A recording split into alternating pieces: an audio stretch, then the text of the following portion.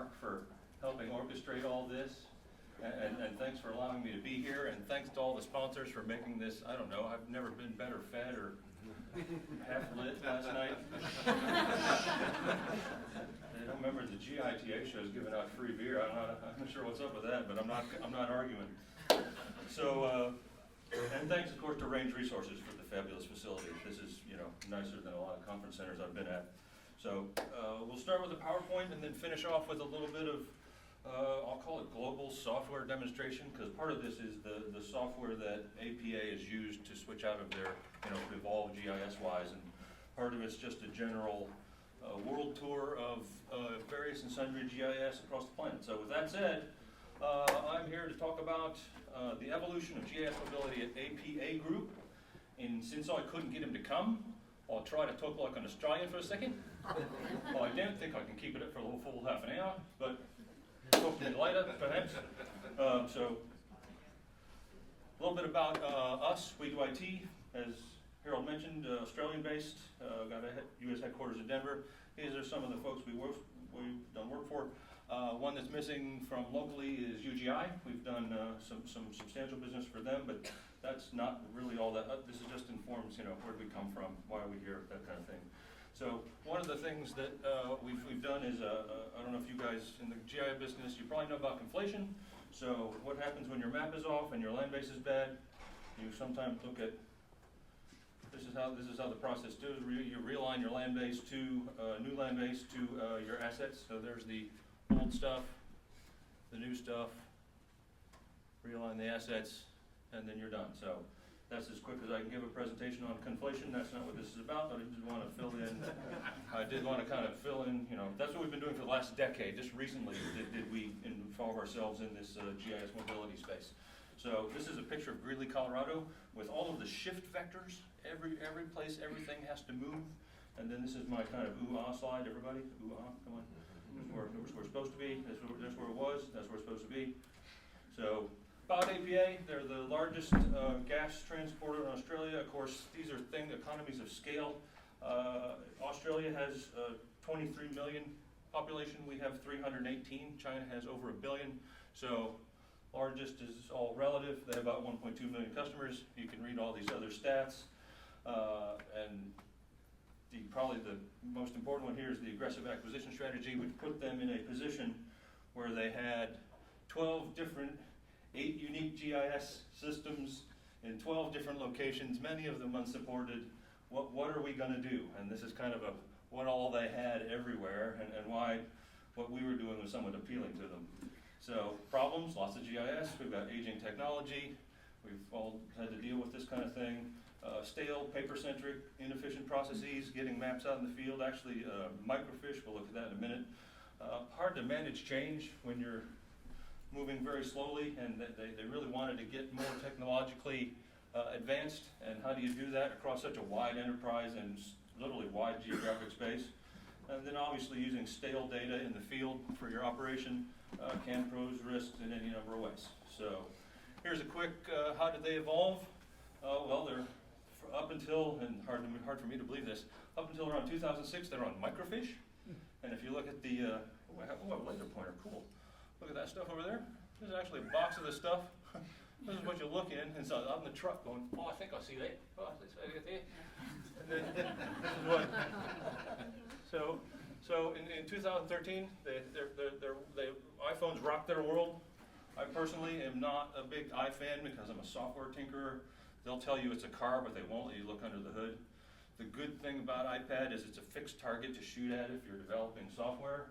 The Android, they're like snowflakes. They look the same from afar, but you get up close, everybody's got different screen sizes and pixel resolutions. And so we solved that, created tons of heartache for ourselves by trying to support all three, iOS, Android, and Windows. And we did so in that order. We're just coming out the Windows stuff, so but not enough about me.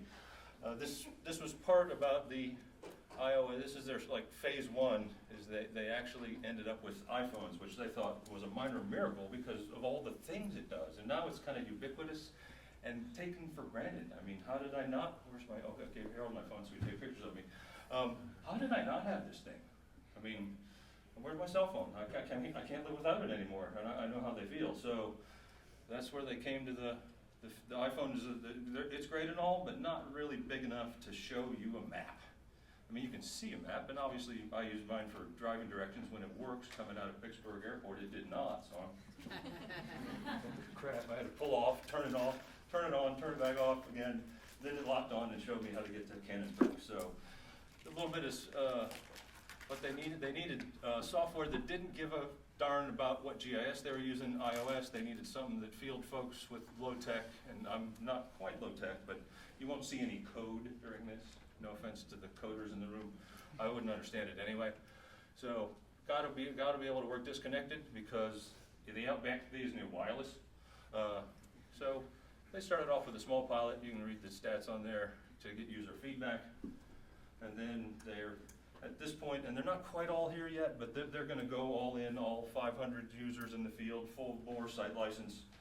One of the things they're looking at moving forward is interfacing with one of their work management systems.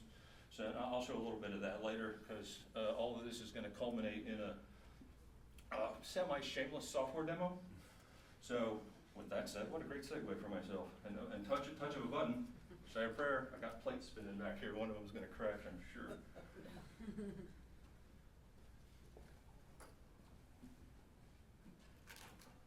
Yeah, there it goes. Okay. Normally, and here, let me show you what this is supposed to look like. Normally, I would have a piece of software that lets me see my tablet on, see that where that's the Android tablet's there in the middle of the screen, and see where it says Keystone here? That's my laptop. That works in my motel room, but not here. So I have this attached to the HDMI cable, and the tablet attached to the VGA cable, and the tragic irony of the whole thing is, this is a thing about mobility, and I can't go anywhere. Look how great our mobile solution is. I got to stand near the lectern. So with that said, let's see, we're there. Okay, this is our, let's get this back off here. This is the essentially home screen. I'll turn it off and back on again, and this is the home screen where we have a small piece of electrical distribution network in Western Victoria, Australia. I got to talk when I say Australia, I got to talk like that. First thing we'll go into is a little bit of nuts and bolts about the thing. There's any number of, I see what's going on there. Give me just a minute, because the network has thrown me off. Yep, the network threw me off, so give me just a second.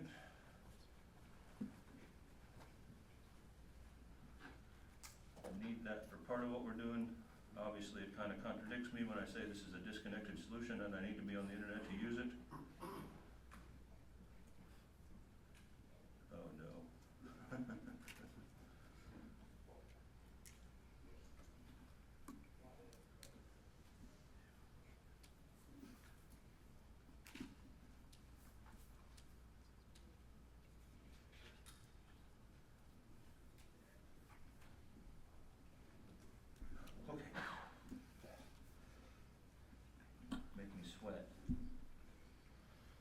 So now we're looking at all of these things up here. These are all overlays. Every single one you see with the little logo next to it is an offline layer that if I do this here, I'm not going to do it now, I go to a server and go get it all.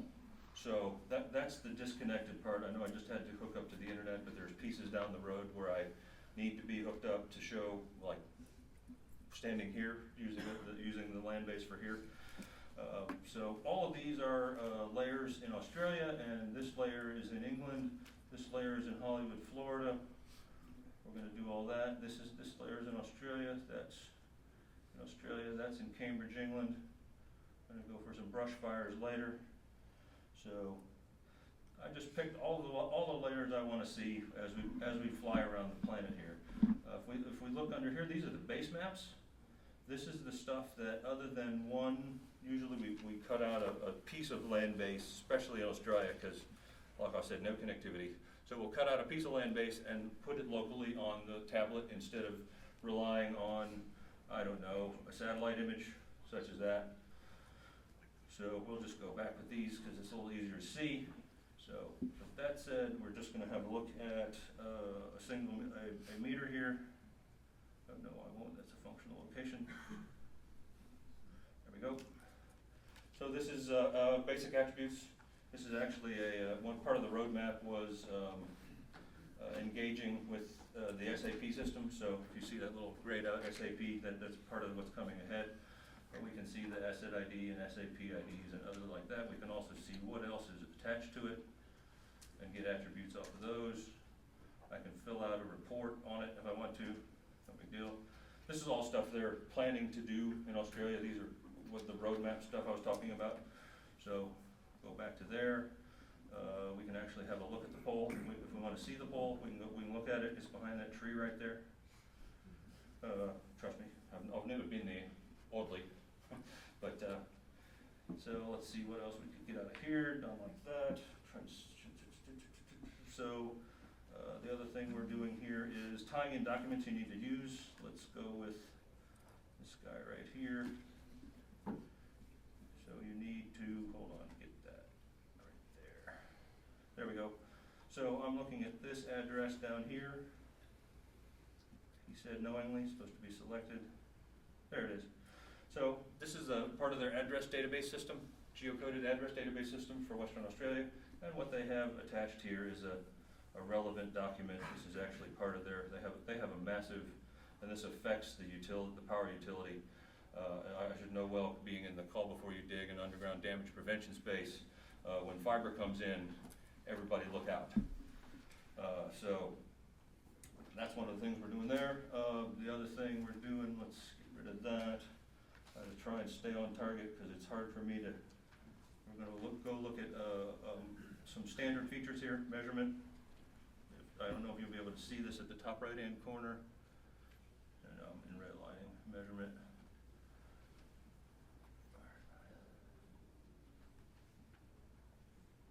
No, you can't see that. Okay, I'll have to measure linearly then. It's not showing my measurements. Never mind. We'll do something like that different. So the other thing we can do is go look at work orders.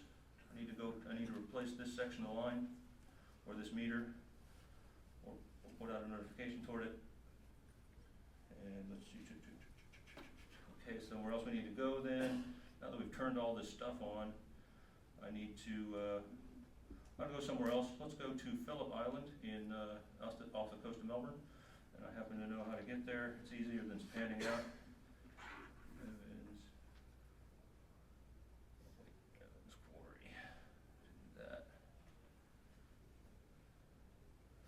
So now we're looking at I'll go back off a little bit and you can kind of get a feel for where we are. This is an island off the coast of Australia, but I can drill into this guy here and actually look at the schematics for the entire island. This is all of this is their actual asset infrastructure here in Australia. So look around at any of this stuff in here. We'll go back and also find out the internals of that. I'm sorry, there are pauses here. I just have to, that was quarry, go there, and then we'll go in and look at the actual, cancel that. Quarry, that guy right there. So now we're looking at the actual switch gears inside that particular device. So this is kind of where you can go with it. This is where you get into that gray area. Not really GIS anymore. It's CAD now. But this is back to the topic of many GISs need to support all of them. This is small world stuff. So that's why the other things you were seeing were Esri. The power you saw earlier was Esri stuff. So let's see, where else can we go? I know where we can go. We can go to, and this is the easiest way to do that.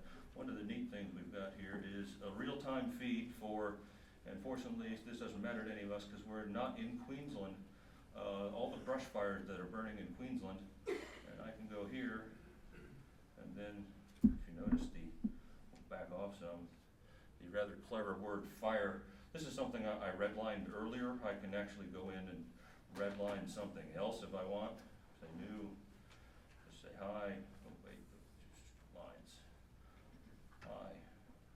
And all of this gets saved back to the server. Obviously the high is not going to get saved back to the server, but if you make notes in the field, they're saved back to the server so that someone in the office can say, yes, this belongs in the actual GIS. This is the brush fire itself. Here's all the information on the brush fire. So let's see, and let's go to jolly old England, Cambridge.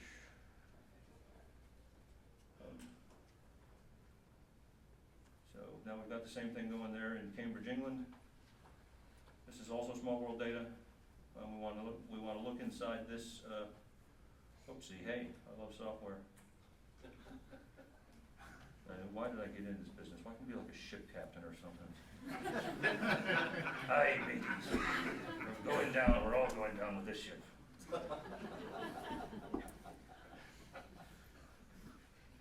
Oh gosh, I've been in custom software almost my entire adult life, and I don't know, I'm a glutton for punishment, I think.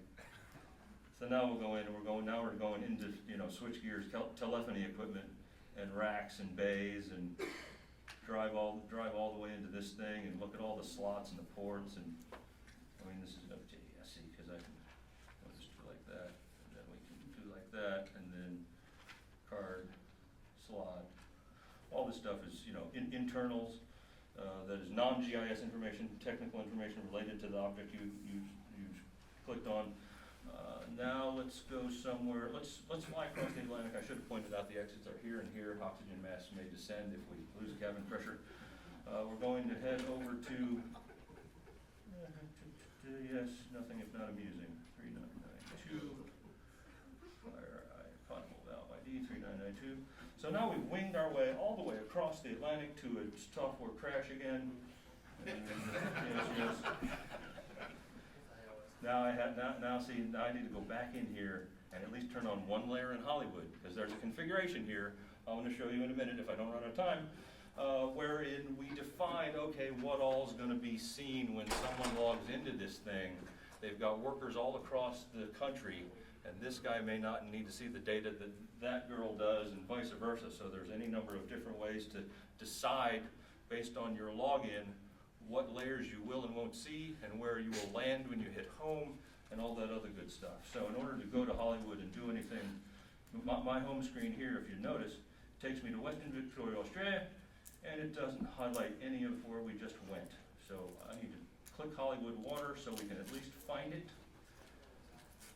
Find it, he said. There we go, 3992, and please, everybody say a prayer for me. There we go. Okay, good. So now we are on the shores of sunny eastern Florida near Fort Lauderdale. And you know what? Now that we're here, I really do like the beach. So let's go to the beach. What do you think? It's beautiful there. Actually, I'm from Miami, so it's hot there. I like it here. Nice and cool, actually. So let's see, what else do we do? Let's go like that. Yep, I think that's what we'll do. We want driving directions. Let's go to, done like that. I want to find us. Let's go find us. And this is what I didn't actually show. One thing I meant to show but didn't because I get distracted. There's a whole bunch of stuff going on here. Is a share feature. If I want to take a picture of this and send it to somebody, they found this really handy in the field to send, okay, here, Mr. Supervisor, this is where I am, this is what I saw, this is what I did.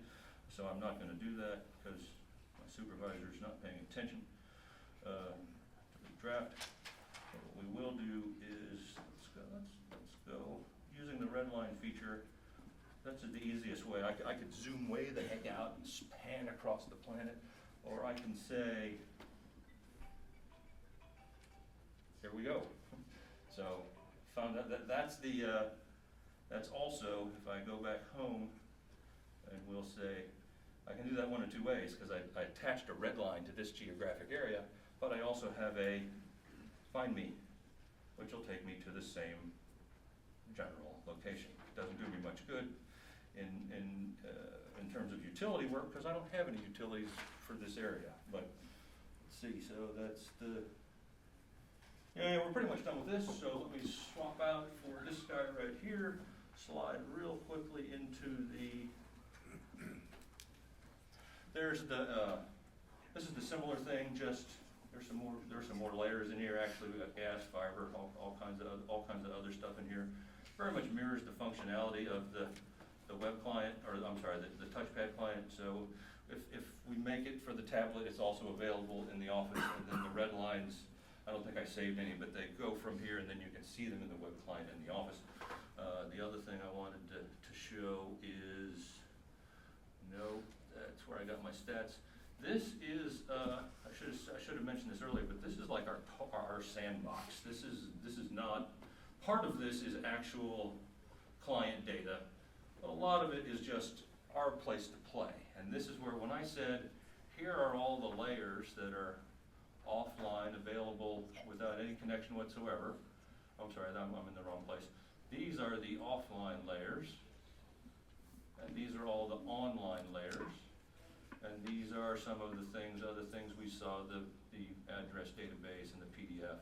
But the neat thing about it is, I'm gonna go in, I'm not gonna edit this configuration because oopsie, that is because I'm not connected anymore, possibly. Yeah, I'll go back. Yeah, didn't like that. Okay, well that's, I think that will, I think if I missed anything, no one will notice. So I would accept any questions you might have at the time. Please hold up the sign for me. Harold's been holding up minute signs. I need to know this one. So, any questions, comments, concerns? Yes, Mark. Andrew, on the mobile app, you were showing how a field worker could draw on or write a note or something. Was there any kind of database form or anything like that they would just key in the information, or a work order would come up and then they would type their response into it? Actually, that brings, yes, I was wrong in the fact that no one would miss anything that I didn't see, that I didn't show. I do have some forms in there, but at this point, I'm out of time, so I'm not. I do have like a poll attachment form in here where I go and say there are poll attachments and who they belong to and other such things like that. So there are forms that are available depending on which configuration you use. If you're in a water system, you're not going to see the poll audit form, that kind of thing. So. And how is the system set up for APA? Is if a work order is going to a certain work crew, is it emailed to them that it comes up on their phone only, or it's actually is it broadcasted? It's actually a direct. You've given me at least a moment to try and see if I can make something else fail. Make you sweat. No, I'm already sweating, so that ship has sailed. This is, yeah, look, SAP server. It's connecting to a server somewhere else. It's going to say invalid for the first time, I think. Let's see. Nope. There we go. So it's going off and get all the work orders from the SAP server for this guy, assuming that my wireless connection is still up and running. Takes it a moment. Come on. More prayers for me. There we go. So, okay, there's pole inspection. And we'll go look at one of these poles. Found functional location here, pole 25, and then that's not the one. This one here, I think. Maybe, yeah, you did make me sweat. I'm trying to find a pole inspection form for you now. Can't do it. I know we had one assigned in here, but. Suffice to say, there are forms that can be attached to these processes and maps and schematics, internals, etc. So, thank you all for your time. I very much appreciate the opportunity.